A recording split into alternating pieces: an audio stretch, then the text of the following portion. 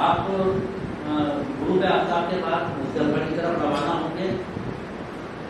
2.5 kilometre کے فاصلے پہ مزدلفہ کا میدان ہے. یہاں آپ کو پوری رات گزارنی ہے.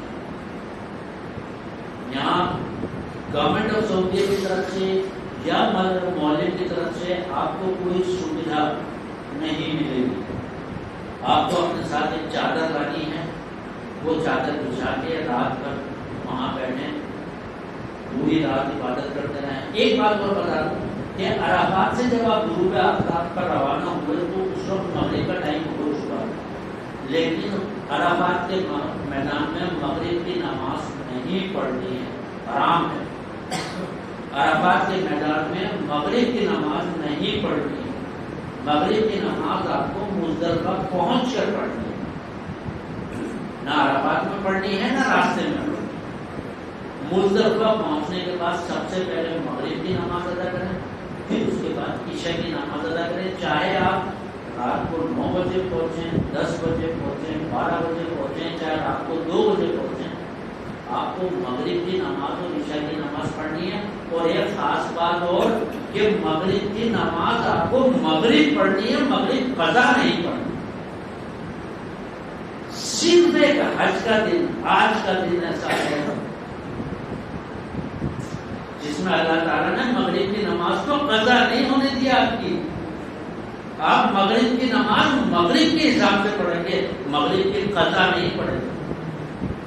پہلے مغرب کے 3 فرض پڑھیں, پھر عشاء کے 4 فرض پڑھیں, پھر واجبات پڑھیں. دونوں نمازوں کو ملا کے پڑھنی ہے مغرب اور عشاء. پوری رات نفلیں پڑھتے رہیں, پوری رات عبادت کرتے رہیں. یہ بھی بڑی مقدس جگہ ہے. یہاں بھی مانگی گئی ہر دعا اللہ تعالیٰ قبول کرتا ہے. تھوڑا ریسٹ بھی کرنا, تھوڑا ریسٹ بھی کرنا, تھوڑی نیند بھی کرنی. آپ نے پوری دن عرفات میں گزارا ہے, عبادت کرنی ہے. پوری رات اگر آپ یہاں عبادت کرتے رہے, کل آپ کو بہت کام کرنا ہے. ذوالحجہ کو مینا پہنچے, اس لیے تھوڑی دیر سو جائیں, تھوڑا ریسٹ کر لیں. صبح انشاءاللہ 70 کنکریاں آپ کو مزدلفہ سے چننی ہیں. چھوٹے چھوٹے بٹوے بنا لیجیے, ان بٹووں میں 70 کنکریاں رکھ لیجیے. چھوٹی چھوٹی کنکریاں چنے کے سائز کی, اتنی چھوٹی بھی نہ ہو کہ ٹارگیٹ تک نہیں پہنچے, اور اتنی بڑی بھی نہ ہو کہ کسی کے نشانہ چوٹ جائے, کسی کے سر پہ چوٹ لگ جائے. اتنی بڑی بھی نہیں ہونی چاہیے, چنے کے سائز. 70 کنکریاں آپ کو چننی ہیں. 70 کنکریوں کا حساب میں آگے بتاؤں گا جب موقع آئے گا. یہ چن کے آپ مزدلفہ سے مینا کی طرف روانہ ہوں. فجر کی نماز پڑھنے کے بعد جب تھوڑی سی روشنی ہو جائے, اس کے بعد آپ مینا کی طرف روانہ ہوں گے.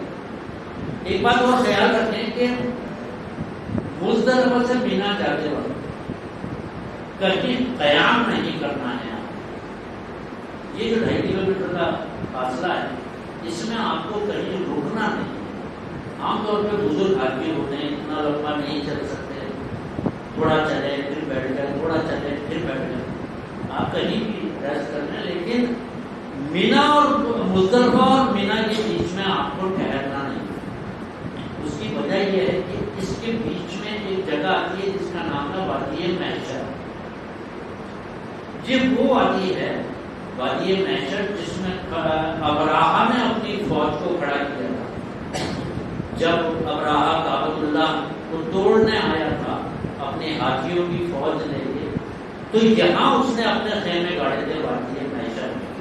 اور یہاں اللہ تعالیٰ کا عذاب آیا تھا ابابیل کے ذریعے, جس کے لیے اللہ تعالیٰ قرآن مجید میں فرماتا ہے الم تر کیف فعل ربک باصحاب الفیل الم یجعل کیدہم فی تدلیل وارسل علیہم طیرا ابابیل ترمیہم بحجارۃ من سجیل وجعلہم کعصف مأکول. یہ ہے وہ جگہ جہاں اللہ تعالیٰ کا عذاب آیا.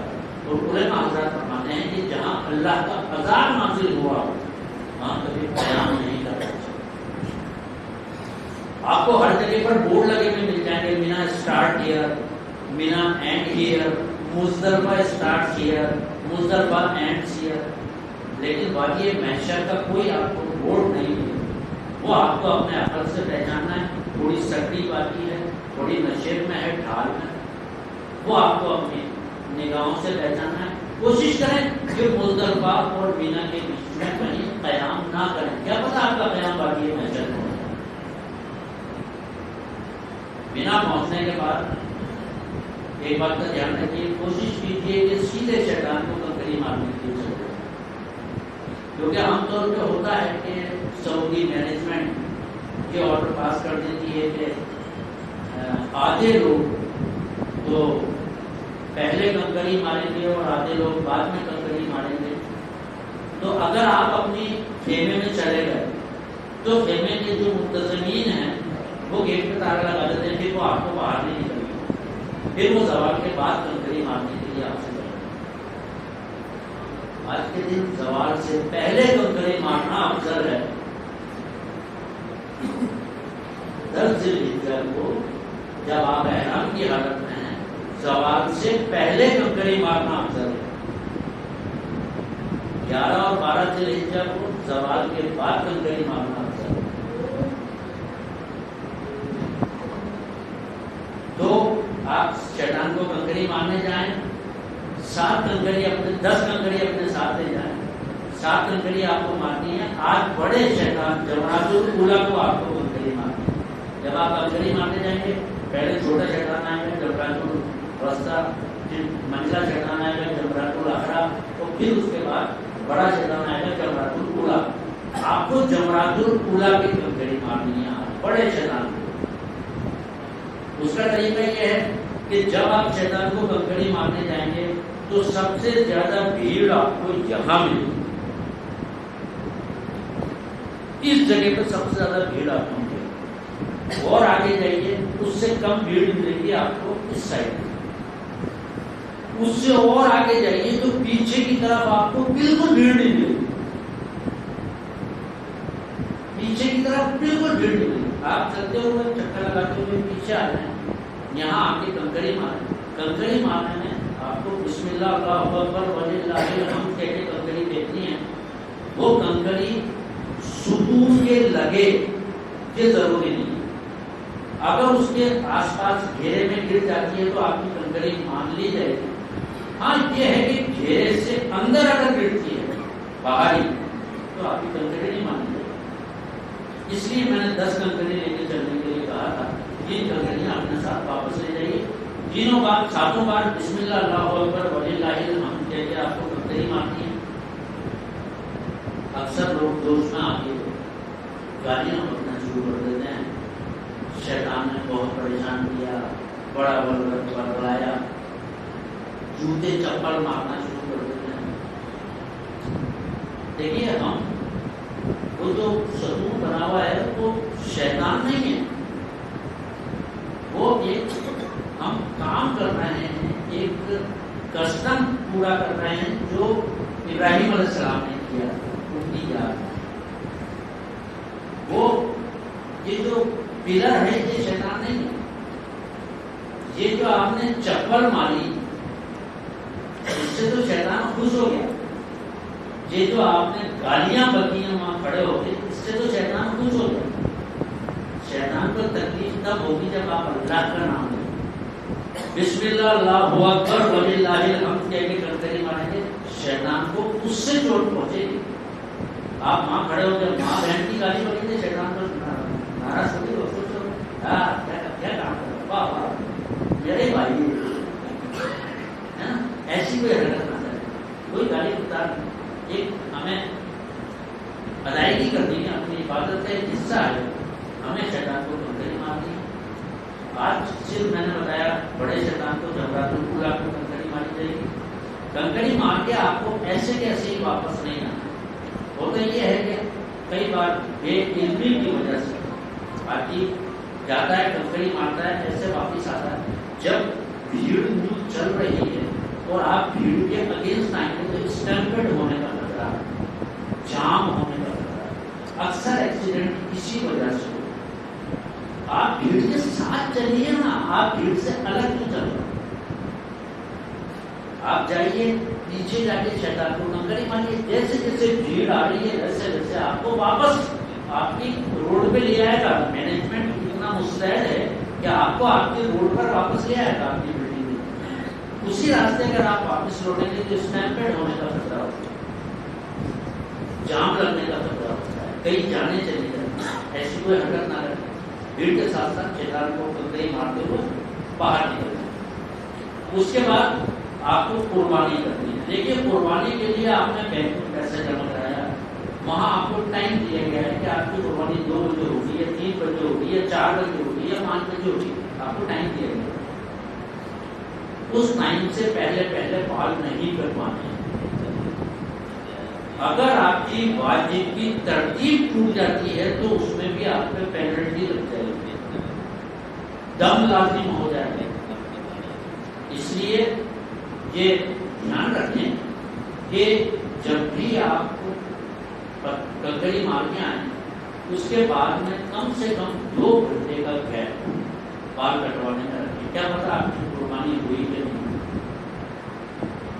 میں جب گھر کرنے کے لیے گیا تو ایک RAS افسر، میں نام نہیں بتاؤں گا، میرے کمرے کے برابر میں ٹھہرے ہوئے تھے.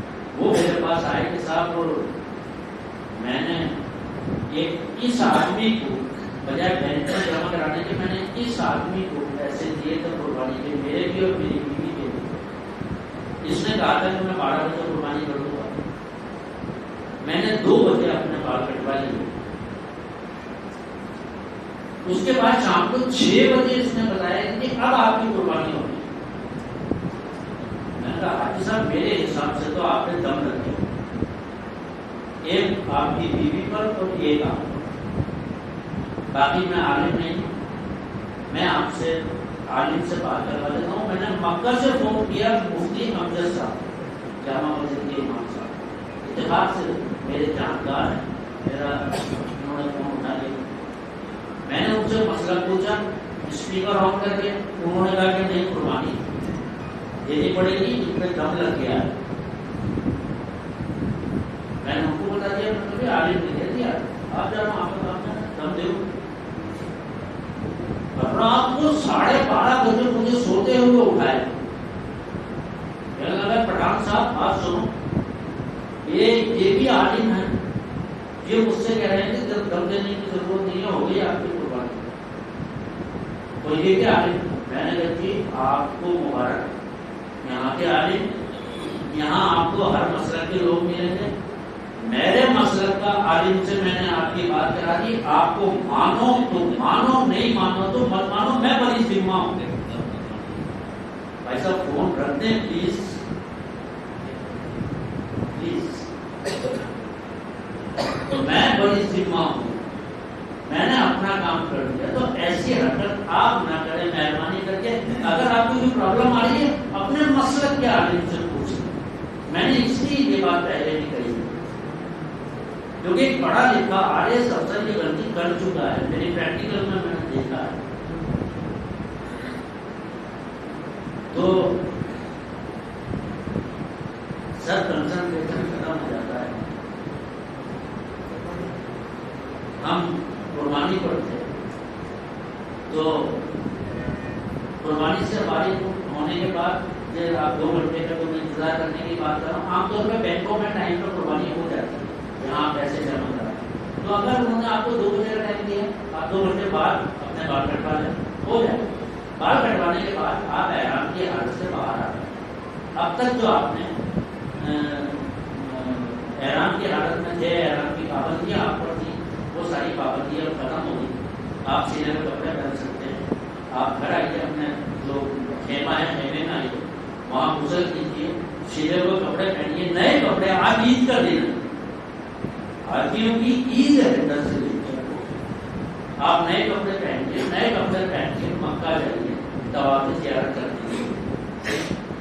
اپنا تیسرا فرض ادا کرنے کے لیے طواف زیارت کرنے کے لیے مکہ جائیے. طواف زیارت ویسے ہی ہوگا جیسے آپ نے طواف کیا تھا پہلے عمرہ کے دوران.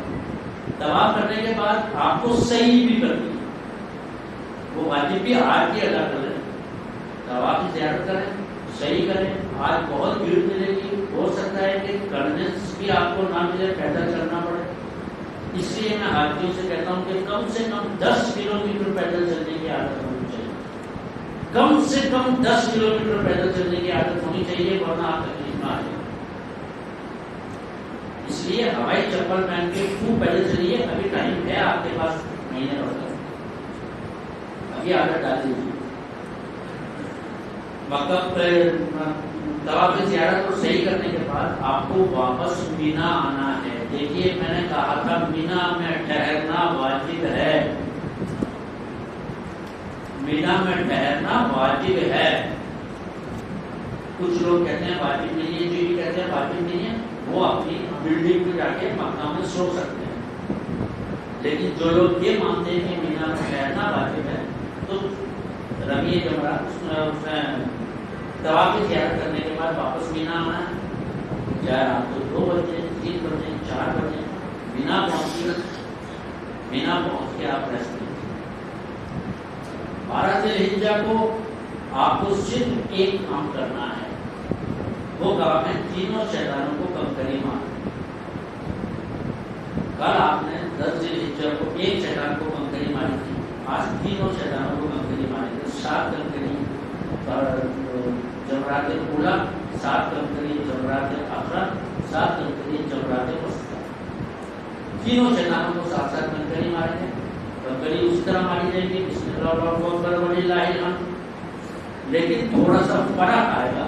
وہ فرق یہ کہ کل جب آپ کنکری مارنے گئے تھے تو آپ احرام کی حالت میں تھے.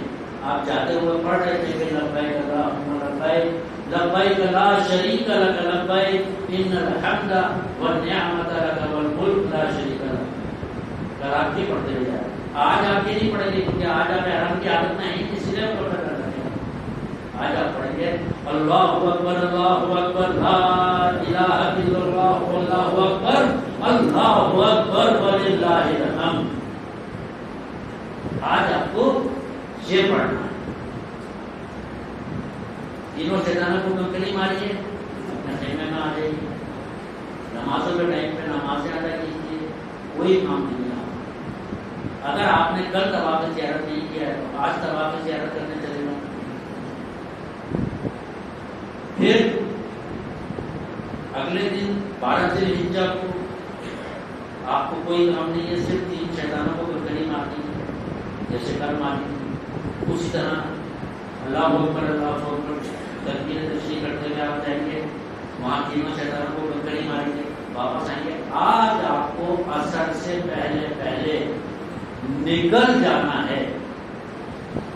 سورج غروب ہونے تک کا ٹائم ہے آپ کے پاس، لیکن کوشش کریں کہ عصر سے پہلے پہلے آپ مینا چھوڑ دیں.